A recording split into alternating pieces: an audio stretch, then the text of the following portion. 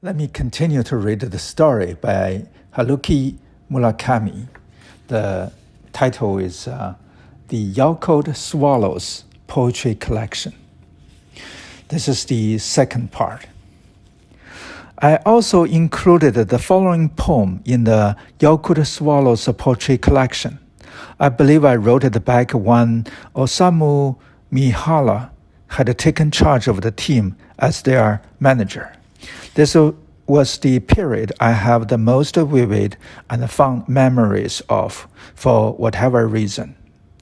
I was always fired up to go to the stadium back then, sure that something fun and unexpected was going to happen. The poem is like this. A bird's shadow.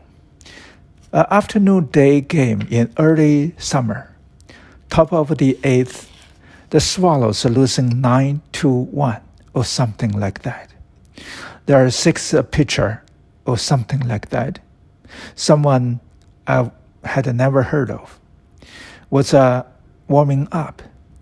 Right at the instant, the clear-cut shadow of a bird raced quickly from first base, over the green grass to where the center fielder stood.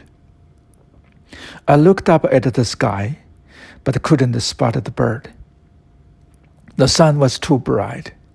All I saw was a shadow, like a black cutout falling on the grass. A bird-shaped shadow. Was this some lucky omen or an unlucky one? I gave it some serious thought, but soon shook my head. Come on, knock it off. How could there ever be a lucky omen at a place like this? When my mother's memory started to get shaky and she couldn't live on her own anymore, I went back to her house in Kansai to get her ready to move out. I couldn't believe all of the junk, at least. That's how it seemed to me. That she had stored away in boxes. She had bought an unimaginable amount of stuff for reasons I couldn't fathom. For instance, one empty candy box was stuffed full of cars, mostly telephone cars, the kind of people once used for payphones, with a few prepaid railway cars for the Hanshin or Hankyu Railway mixed in. All the cars had Tigers players' photos on them. Kanemoto, Imaoka, Yano, Akahoshi, Fujikawa. Telephone cars. Good grief. Where the heck are you supposed to use telephone cars these days? I didn't count them all, but there must have been over 100. I just couldn't get it. As far as I knew, my mother had no interest in baseball whatsoever. Yet, it was clear that she was the one who had bought all those cars. There was solid proof. Had she become a rabid Hanshin Tigers fan before I realized it? For all that, she flatly denied ever buying so many Hanshin Tigers telephone cars. What are you talking about? She said. I never buy those kind of things. Ask your father, he will know. So, what was I supposed to do? My father had died 3 years before this. The upshot is that although I have a cell phone, I have been walking all over, looking hard for the rare public phone, trying to use up these Hanshin Tigers telephone cars. Thanks to this, I have gotten to know their players' names pretty well, though most of the ones on the cars have either retired by now or have moved on to other teams. The Hanshin Tigers. The Tigers used to have a player named Mike Rinnerbach, an outfielder, a high-spirited, all-around nice guy. I wrote one poem in which he was featured in a supporting role. Ryan Bach was the same age as me.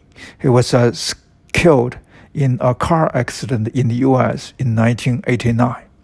In 1989, I was living in Rome, writing a long novel, so I didn't learn of his death.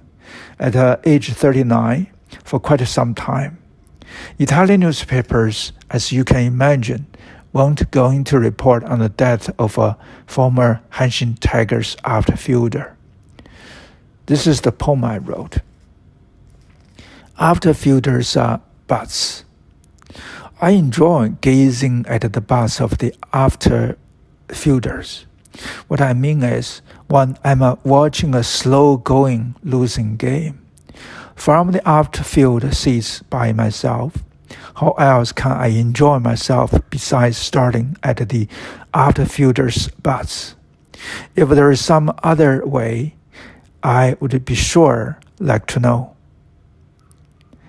I could talk the night away about outfielders' glutes.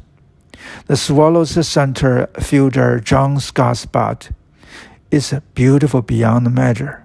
His legs are ridiculously long and look as if they are suspended in the air.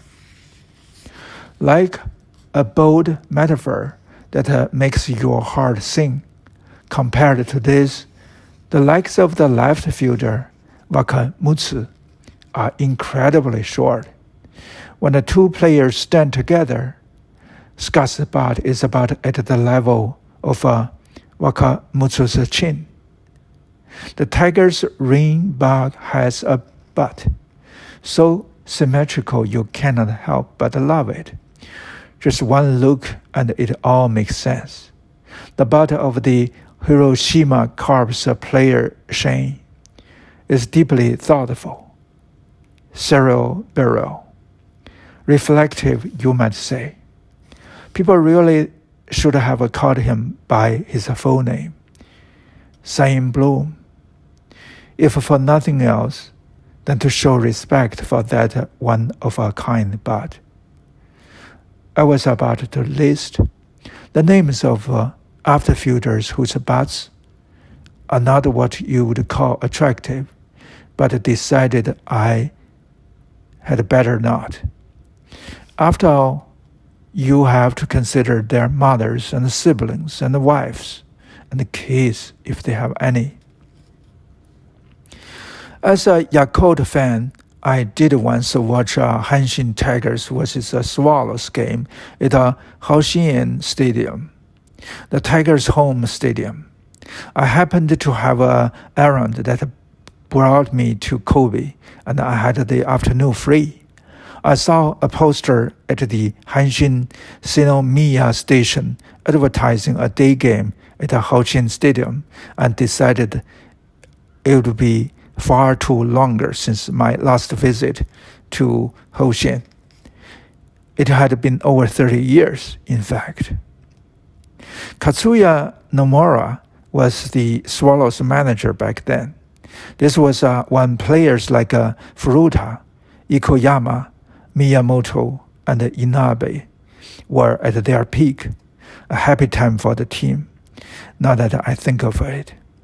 So naturally, the following poem wasn't included in the original Yakult Swallows poetry collection.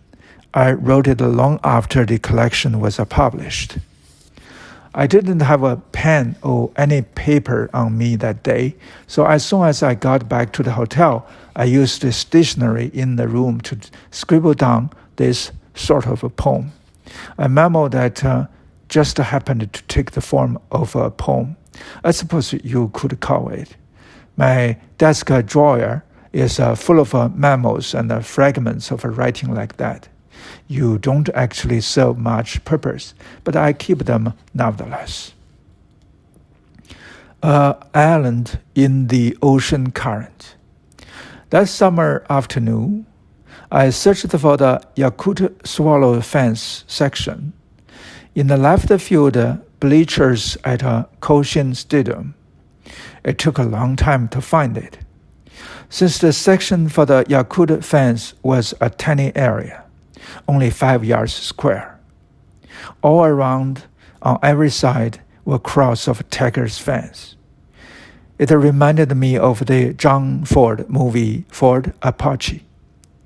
The small troop of cavalry led by the obstinate Henry Fonda was surrounded by a huge mass of Indians that blanketed the ground. The cavalry was cornered, backs to the wall.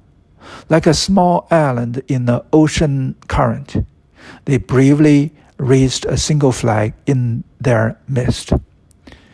Now that I think of it, when I was in elementary school, I sat in these very seats watching Sadohalu, or a high schooler then, play.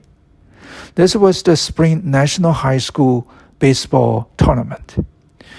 When his school, Waseda Jatsugo High School, won. He was their star, batting fourth.